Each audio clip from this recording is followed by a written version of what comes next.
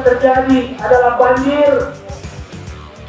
Yang pertama yang kita bisa lakukan, bagaimana seluruh drainase bisa berkinerja 100%. Itu kata tekniknya.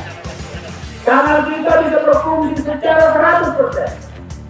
Syaratnya tidak ada sampah di drainase, di kanal, atau di sekitar drainase itu.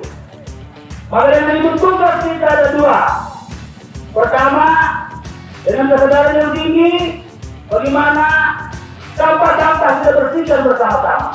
Yang kedua, kita menegur bagi siapa saja yang membuang sampah di sembarang tempat.